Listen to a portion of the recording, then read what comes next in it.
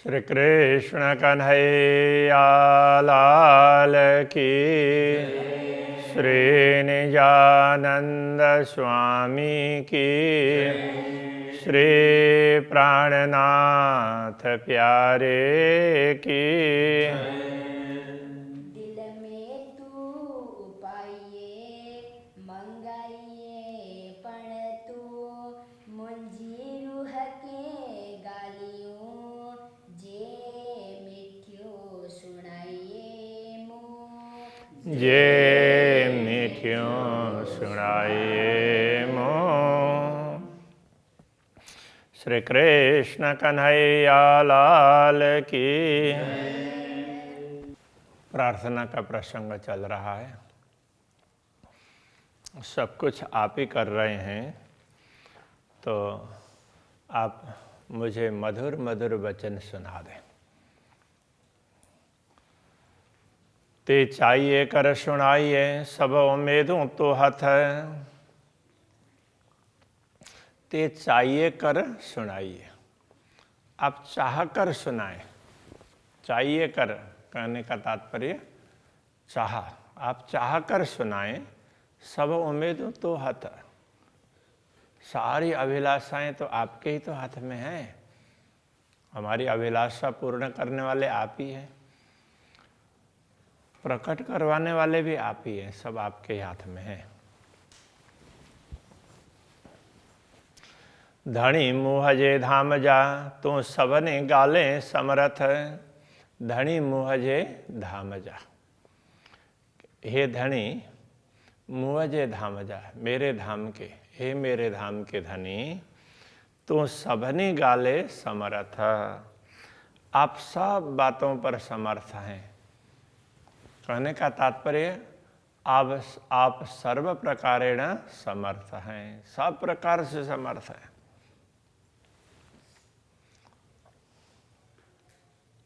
मुँह चायो भू आसमान बीच आऊँ हे कली आइया। तो मुँह चायो, अब अपनी बात कह रहे हैं। मैंने आपको कहा भू आसमान बीच, भूमि और आकाश के बीच में आऊँ हे कली आइया। आऊँ का अर्थ मैं, हे कली अकेली आइया हूँ। मैंने आपको कहा कि मैं नीचे भूमि और ऊपर आसमान में अकेली ही हूँ, तो उसके लिए स्पष्टीकरण दे रहे हैं।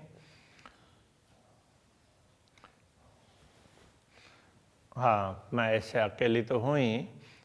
जी न अच्छे दिल में खतरों से माधाई थी लैया।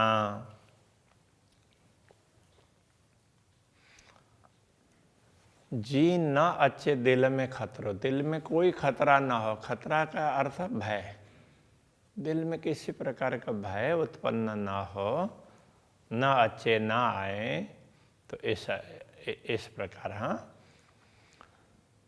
से माधाई थी लैया, तो वो माधाई थी, माधा आगे, अब माधाई थी कहेंगे तो यहाँ पर पहले से ही लैया, तो पहले से ही मैं ध्यान रख रही, पहले से ले रही हूँ। तो कहने का तात्पर्य यह है कि मैंने आपको कहा कि मैं अकेली हूँ, तो उसके लिए कह रहे हैं कि मेरे मन में किसी प्रकार का भय ना रहे, इसके लिए मैं उस भय को पहले से ही दूर करना चाहती हूँ।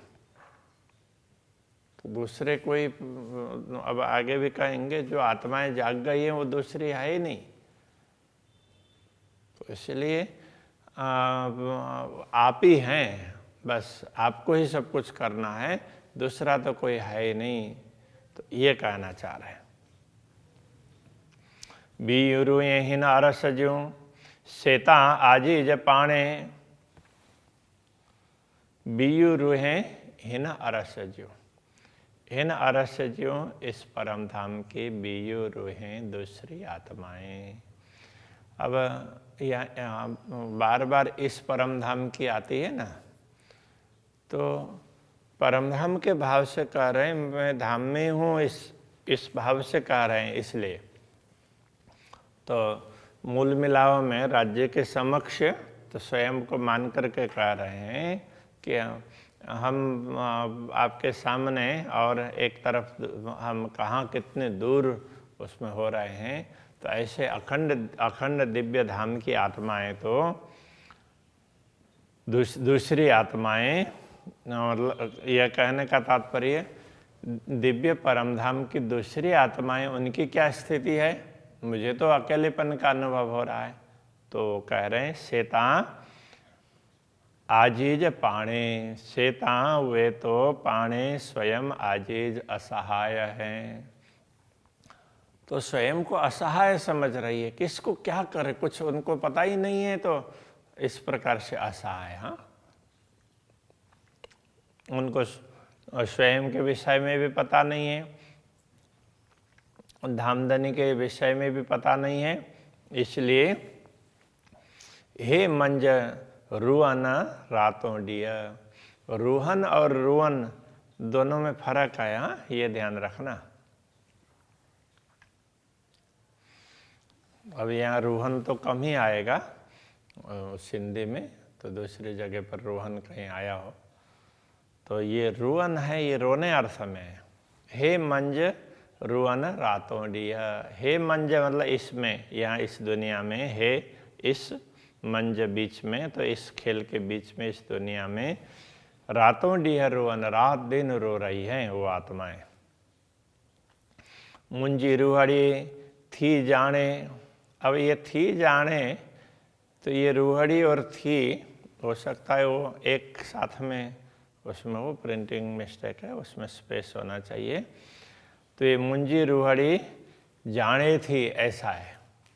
मुंजी रूहड़ी मेरी आत्मा जाने थी, जानती है। अब यहाँ पाणे और जाने प्रास मिलाना है ना, इसलिए थी को पहले रख दिया। ऐसा होता है जब कोई भी श्लोक बनाते हैं, संस्कृत में भी श्लोक में ऐसे ही आगे पीछे होता है।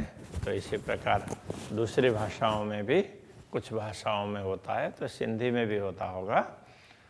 तो मुंजी रूहड़ी, रूहड़ी जाने थी। रूहड़ी यहाँ रूह आत्मा और रूहड़ी जैसे गाम का गामड़ो बोलते हैं, तो इस प्रकार से रूह का रूहड़ी। तो मेरी आत्मा जाने थी, इस बात को समझती है। तो ये क्या कहना चाह रहे हैं, तो मुझे तो थोड़ा बहुत ख्याल है, इसलिए मैं आपसे प्रार्थना कर रही हूँ। दूसरी आत्माएं तो ये प्रार्थना भी नहीं कर सकती हैं, तो वो तो स्वयं को असहाय समझ रहे, किससे प्रार्थना करें, आपकी पहचान नहीं है।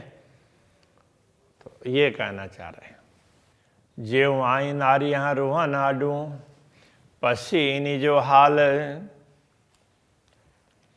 जे का अर्थ जो, आऊँ मैं नारियाँ देखती हूँ अथवा देख रही हूँ, इस अर्थ में। रूहन अड्डू आत्मा की ओर, अड्डू तरफ, और मैं इन आत्माओं की ओर देखूं तो क्या लगता है, पश्ची इन जो हाल, इनके हाल को देख करके, पश्ची देख कर, इन जो हाल, इनके हाल को देख करके कैसा लगता है। रूहन अचे मुँह के, मुँह के, तो मुझे रोवन अचे, रोना आता है, मुझे भी रोना आता है। इनकी ओर मैं देखूं, इनकी दुर्दशा को देख करके मुझे भी रोना आता है। से तो जाने नूर जमाल, तो हे पूर्ण ब्रह्म परमात्मा, आप उसको तो जानते ही हैं मेरे दिल में क्या व्यथा है। तो मुझे जो पीड़ा है, इन आत्माओं के लिए पीड़ा है, ऐसा कह रहे हैं। मुझे तो सदगुरु ने जगा दिया, मुझे आपकी भी पहचान हो गई, तो इसलिए मुझे इतनी चिंता नहीं है कि इन आत्माओं की चिंता है। ये बेचारी रो रही हैं, इनको देख देख करके मुझे भी रोना आ रहा है। मैं इनको कुछ ज़्यादा कुछ नहीं कर पा रही हूँ। आऊँ भी बट भाइयाँ तिनके, जा उपटे अरसदर। ये थोड़ा सा वैसे बहुत ही भाव वाला है, भाव वाली बात है। पहले शब्द का अर्थ समझ लेते हैं और फिर उसके भाव को समझ लेंगे। आऊँ का अर्थ तो मैं, बी का तात्पर्य दूसरी आत्माओं के लिए कह रहे हैं, बट निकट अर्थ में। तो भाइयाँ जानना समझना इस अर्थ में, तिनके उनको। तो ये क्या कहना चाह रहे हैं, आऊँ मैं बी उन दूसरी आत्माओं को, बी तिनके बी दूसरी आत्माओं को तिनके उनको अर्थ बी तिनके कहेंगे तो दूसरी आत्माओं को ऐसा समझना पड़ेगा, दूसरी आत्माओं को बट भाइयाँ निकट समझूं। तो कब समझूं, तो यदि मैं इन सब आत्माओं को निकट समझूं तो मैं कब समझ सकती हूँ। अभी आत्मा भाव से कह रहे हैं, तो कहते हैं जा उपटे अरस द्वार, यदि ये परमधाम के द्वार खोलते ना तो कहने का तात्पर्य, तो जो आत्मा जागृत हो जाती है तो उनको तो धाम के द्वार खुले देखते हैं। यदि ये जागृत हो जाती तो मैं उनको मेरे निकट, मेरे पास में ही समझती, दूर नहीं समझती, दूसरी नहीं समझती। कांद लाड पारन ज्यों मुके दे खबर, कांद लाड पारन ज्यों, कांद का तात्पर्य ये प्रियतम धनी परमात्मा स्वामी इस अर्थ में। कांद के लाड पारन ज्यों, लाड पूरा करने के लिए, मुके दे खबर, तो मुझे खबर दें, मुझे समाचार दें। अब इसको क्या समझना चाहिए, जो ब्रह्म आत्माएं जागृत होकर के परमधाम का द्वार खुला हुआ देखती है, उनको तो मैं दूर समझता ही नहीं हूँ, वो तो मेरे पास में ही हैं, ऐसा समझता हूँ। दूसरी बात कि ये क्यों, तो आपके लाड़ को, आप प्रेम का महत्व समझाना चाह रहे हैं, इसलिए दुनिया दिखाई ना। तो आपके लाड़ को पूर्ण करने के लिए, आप प्रेम दिखाना चाहते हैं, उसको पूर्ण करने के लिए तो वो मुके दे खबर, मुझे समाचार दे। मतलब हम भी जागृत हो गए, वो परमधाम का, अरे हम तो कहाँ दुनिया में भूल गए थे, इस तरह से वो मुझे बता दें, उनको भी परमधाम का ख्याल आ जाए। तो मैं उनको निकट समझूँ ना, ये कहना चाह रहे हैं। जो आत्माएं जागृत हो जाती है वो तो दूर होती नहीं है, वो तो राज्य के भी समक्ष समझती है, और दूसरी आत्माएं भी उनको समक्ष ही दिखाई देती है। परमधाम में, मूल मिलाव में, राज्य के चरणों में बैठे हैं, ऐसा अनुभव करती है। तो ये आत्माएं दूसरी, उनको दूसरी मैं इसलिए कह रहा हूँ, वो अपने आप को दूर समझ रही है। तो जैसे वो जागृत हो जाएंगे तो मुझे ये लगेगा कि हाँ, कि आप जो प्रेम समझाना चाह रहे थे उस बात को उन्होंने समझ लिया, आपके प्रेम को उन्होंने समझ लिया, अब जागृत हो गई है। अब दूसरा भाव भी समझा रहे हैं यहाँ, दूसरे चौपाई में दूसरे तरीके से समझा रहे हैं। ताकि चुआ बीत इनके जे मुँह अड्डा पसी रोए। त का अर्थ तो की, क्यों अथवा कैसे, चुआ कहूँ, बी तिनके, बी दूसरे तिनके उनको, उन आत्माओं को दूसरी मैं कैसे कहूँ, जे मुँह अड्डा मेरी ओर पसी देखकर रो रही है, मेरी ओर देखकर रो रही है। कहने का तात्पर्य, तो मेरे से वो अपेक्षा रख रही है, ये जगा दे। जो आत्माएं मेरी ओर देख करके रो रही है, तो उनको मैं दूसरी भी कैसे कहूँ। जिनको कुछ पता ही नहीं है तो उनके लिए तो दूसरे कह सकते हैं, किंतु वो मुझे जगाने के लिए मुझसे वो जगाने की अपेक्षा रख रही है, तो उनको मैं दूसरी भी कैसे कहूँ जो मेरी ओर देख करके रो रही है। ये कहने का तात्पर्य ये है, हाँ, मेरी ओर देख कर रो रही है, वो दूसरी, उनको दूसरी कैसे कहूँ, तो वो मुझसे अपेक्षा रख रही है, तो इसलिए मुझे तो उनको अपनी समझ करके जगाना पड़ेगा। तो चुआ थी हे कली मुँह बट भी न कोय, इसलिए मैं कह रही हूँ तो चुआ थी तभी मैं कहती हूँ हे कली अकेली, मैं अकेली हूँ, क्योंकि ये तो मेरी हैं, इनको पता नहीं है, ये तो मेरी है, मेरी ओर राह देख करके बैठी है, दूसरी नहीं है। मुँह बट भी न कोय, मुँह बट मेरे पास, भी न कोई, दूसरी कोई भी नहीं है, सब मेरी है। तो अब ये कौन कह रहा है? तो ये तो श्यामा जी ऐसा कह सकती है ना, दूसरी आत्माएं नहीं है तो मेरे ही अंग में है ना। तो ये श्यामा जी का भाव है, इस प्रकार से कह रहे हैं। श्यामा जी राज्य से प्रार्थना कर रही हो ना, तो इस प्रकार का ये भाव है। तो श्यामा जी ब्रह्मा आत्माओं को दूसरे नहीं कहेगी। पसा बांझाई दियो हिनके, मुँह अचे बाझाण, ये भी थोड़ा सा वो शब्द थोड़े से नए हैं और भाव इसमें भी बड़ा महत्वपूर्ण है। पसा देखती हूँ, मैं देखती हूँ इस अर्थ में।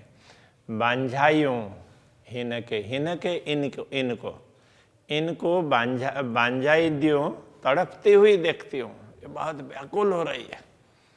तो इनको व्याकुल होती हुई देख करके मुँह अचे बाझाण, तो मुँह अचे मुझे भी आता है, बाझाण तड़पन मुझे भी तड़प होती है। इनको तड़पती हुई देख करके, इनको व्याकुल देख करके मुझे भी व्याकुलता आती है, ये कहना चाह रहे हैं। ईदर ओढ़ी कांध अड्डू, थेयम बदंती बदंदी ताण, थेयम बदंदी ताण, ईदर ओढ़ी कांध अड्डू। अब कांध ये उसमें स्वामी प्रियतम धनी इस अर्थ में। तो हे कांध, हे प्रियतम धनी, ई दर ओढ़ो, इस द्वार, आपके द्वार की दर ओढ़ी, ओढ़ी का तात्पर्य और तरफ, तो आपके द्वार के तरफ आते हुए थेयम बदंदी ताण, तो मैं थेयम होती हूँ, बदंती बंधी हुई, ताण बंद खिंची हुई। तो ये कहने का तात्पर्य यह है कि मुझे आपकी ओर आते हुए इनका खिंचाव बना रहता, ये मुझे खींच रही है, तो इस तरह से ये बांध करके इनके साथ मेरा लगाव है और वो बंधा हुआ है और मैं खींची हुई हूँ ऐसा लगता है, इसलिए मैं आपकी ओर भी आ नहीं सकती हूँ, मैं आपके चरणों में पूर्ण रूप से जागृत भी नहीं हो सकती हूँ इनको छोड़ करके। तो इनका खिंचाव है, मुझे बांध करके तान रहा है ऐसा लगता है, ये कहना चाह रहे हैं। तो अभी यहीं रखते हैं। श्री कृष्ण कन्हैया लाल की। थेयमा बदंदी ताण,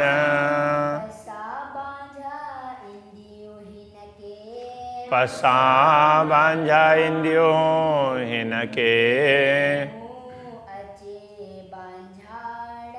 मुँह अचे बाझाण, ईदर ओढ़ी कांध अडू,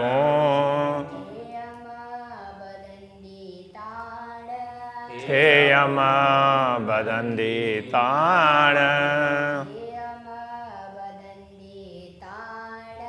थेयम बदंदी ताण।